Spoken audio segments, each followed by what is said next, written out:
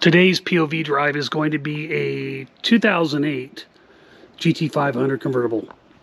Now this car has about 66 or 67,000 miles on original miles on it. Someone before I got it spent a lot of money upgrading the rims and the tires and the drivetrain on this car.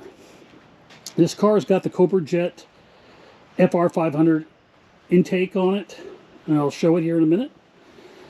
And because of that, it has to have a hood that allows for better breathing. When I got the car, it just didn't breathe well; it would overheat. So I had to upgrade the supercharger cooler, and as well as put a different hood on.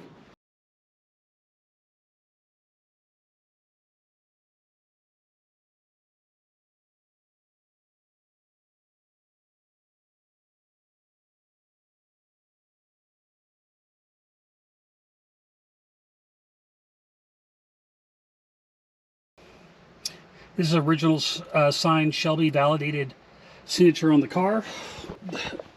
The way you know if you have a Cobra Jet intake, you'll have a supercharger that says Ford Racing on it, and you'll have the Ford Racing intake, and you'll have a sticker that comes with it that will show you the install date. So this is a day one modification. These did not come from the factory this way.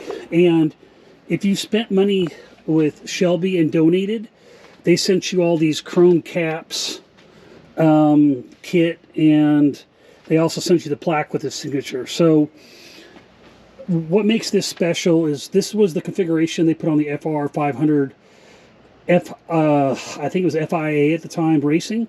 So the car makes 605 horsepower. It does not make the same horsepower as a 13 or 14, but it's not bad for 605 horsepower. The car is plenty powerful for what you need it to do.